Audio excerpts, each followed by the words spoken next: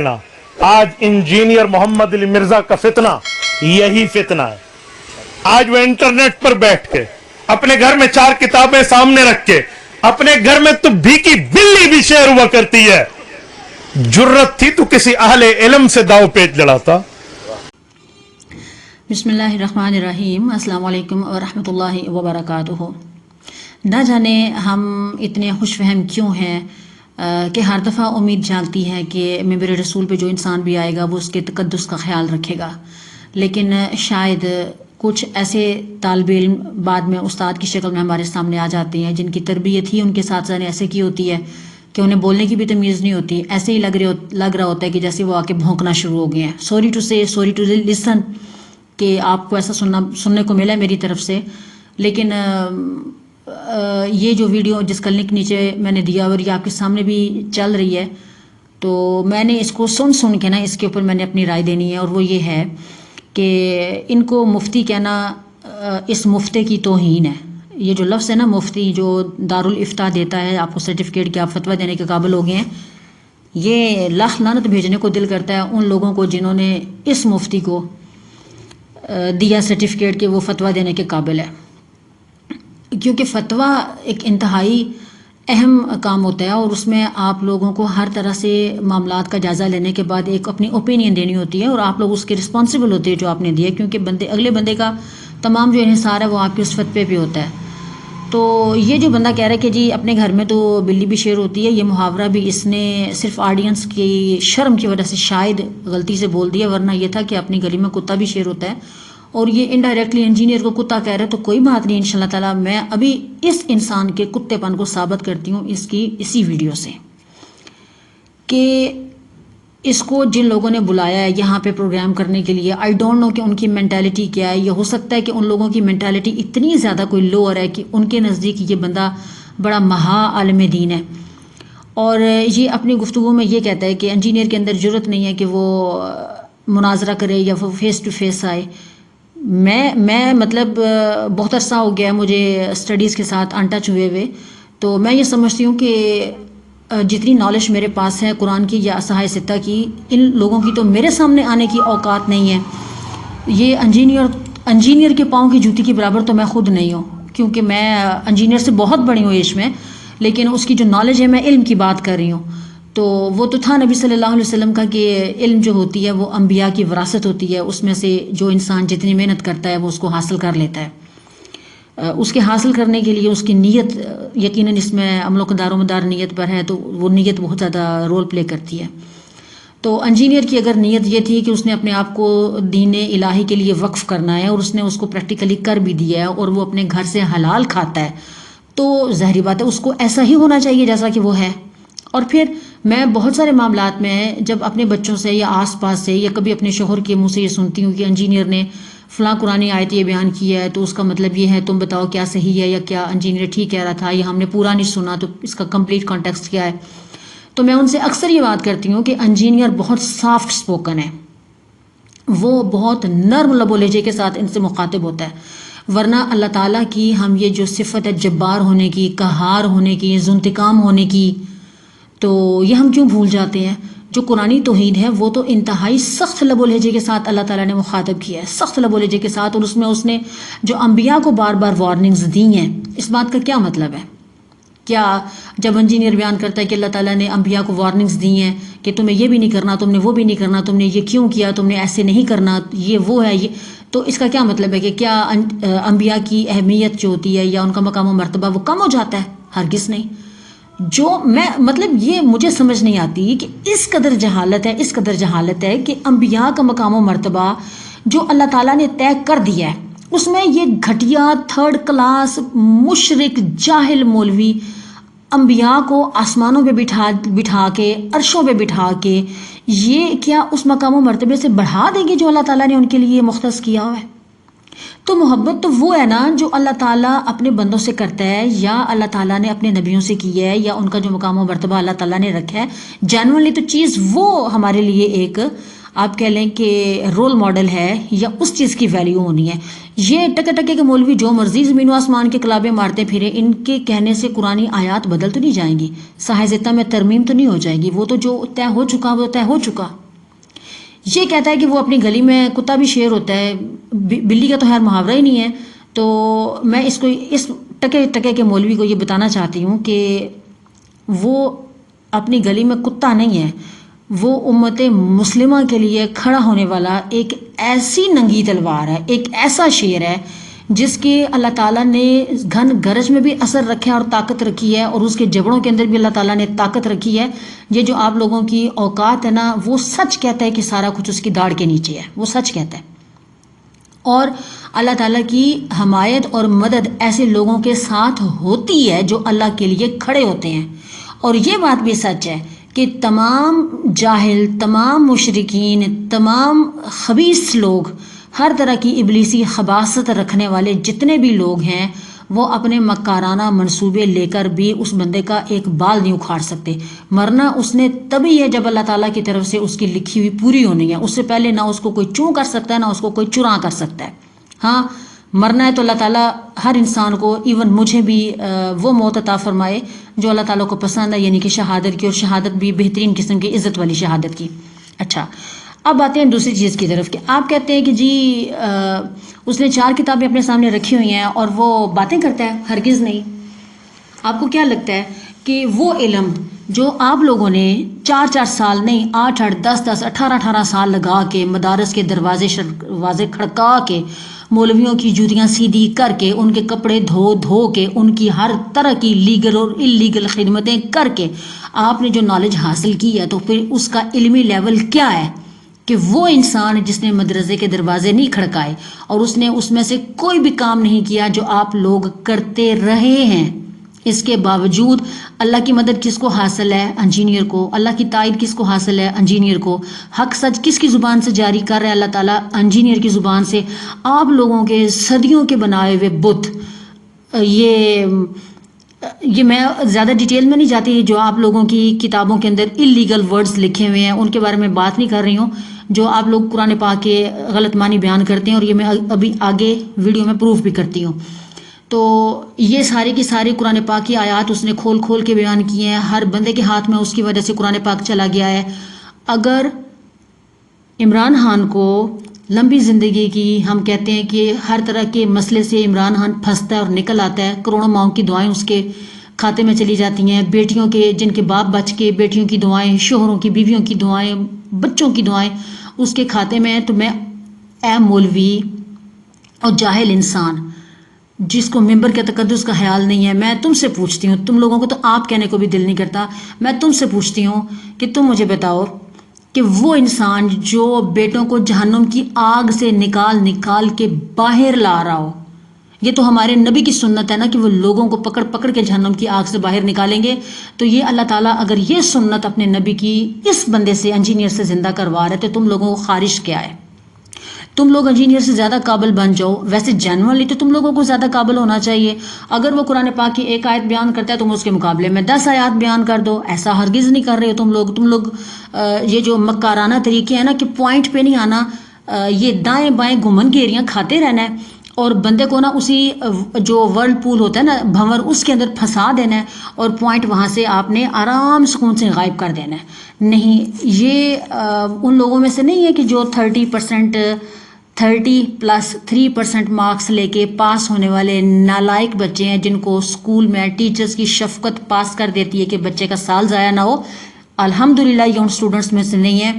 اور الحمدللہ یہ ٹاپرز میں سے ہے۔ اور جو چیز 95% پلس کو سمجھ آتی ہے نا، وہ 30% پلس والے بچے کو کبھی آ ہی نہیں سکتی۔ اور ایز اٹ از یہ حال ہے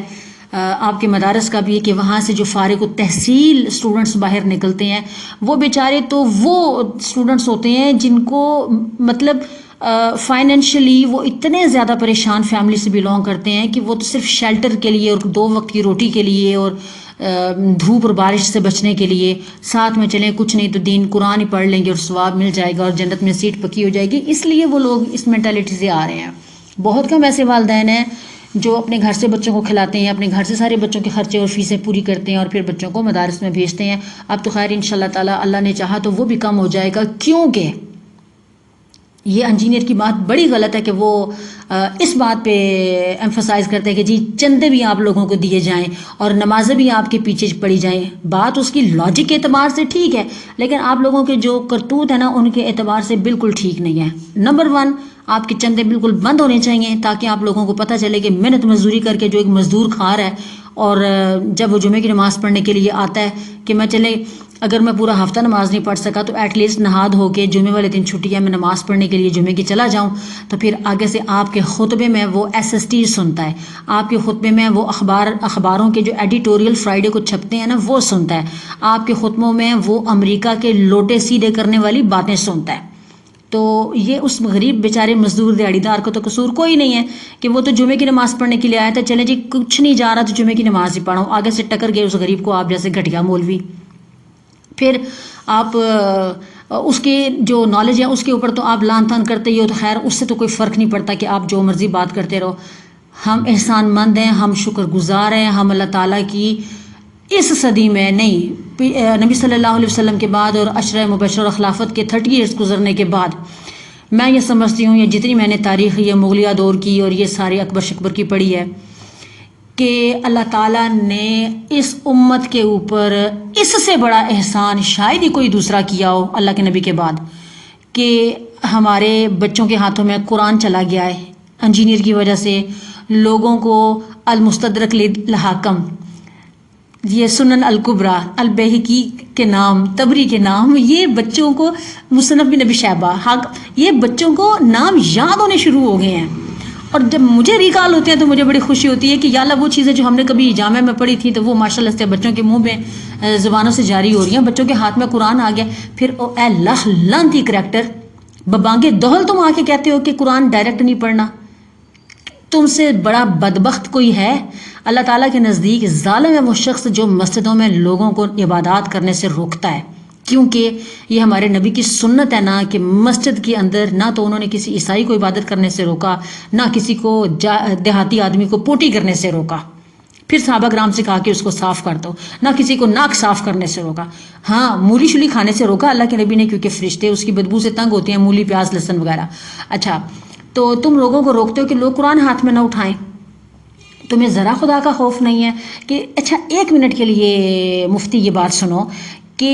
1 منٹ کے لیے کہ اگر ابھی تم فرض کرو کہ اللہ نے تمہاری جان قبض کر لی، تو اب تک جتنے لوگ تمہاری زبان کی لیپا پوتی،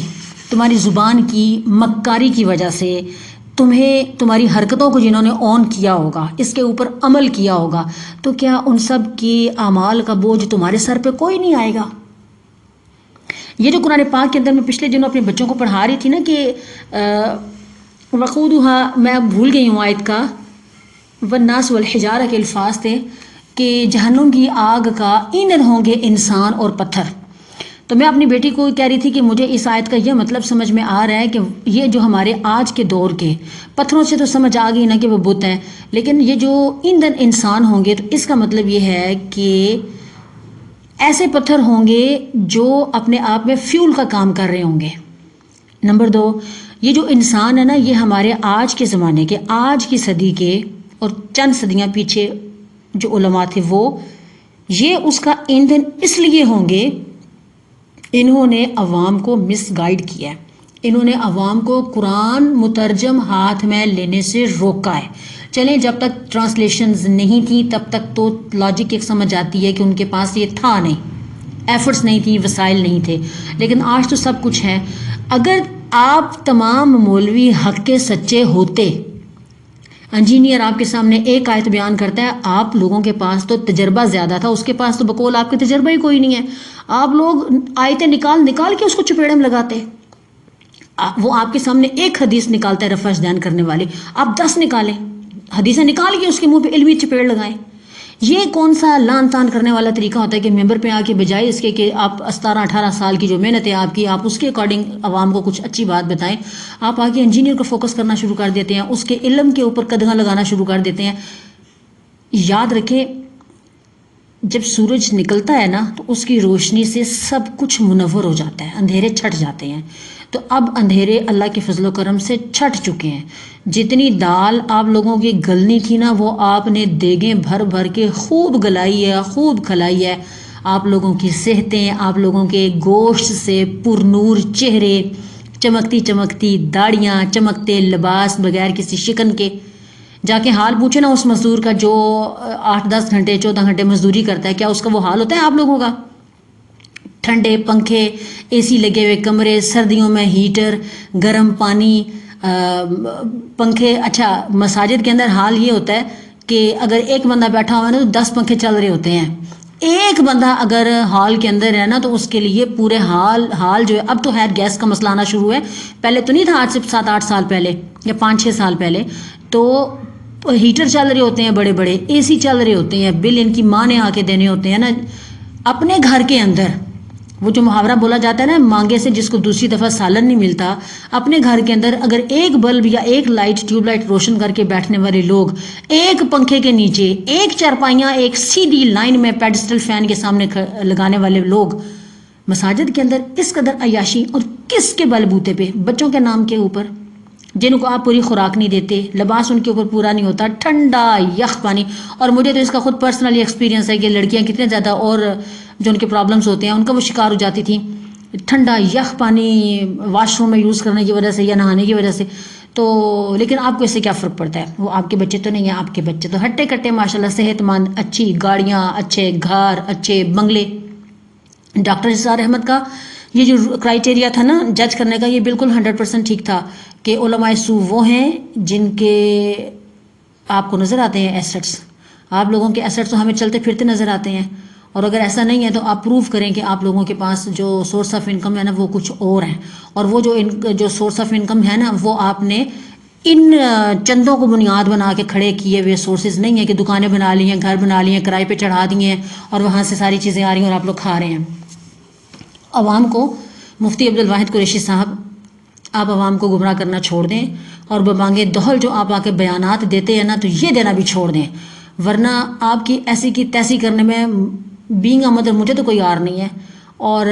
پھر میں نے انشاءاللہ تعالیٰ اللہ نے چاہا تو ابھی میں اس ویڈیو سے سٹارٹ لے رہی ہوں کہ میں نے آپ کو قرآن کی آیات اب بتانی ہے کہ آپ نے یہ جو الفاظ بولے ہیں نا، مفلحون، راشدون، سائمون، قائمون، قانتون،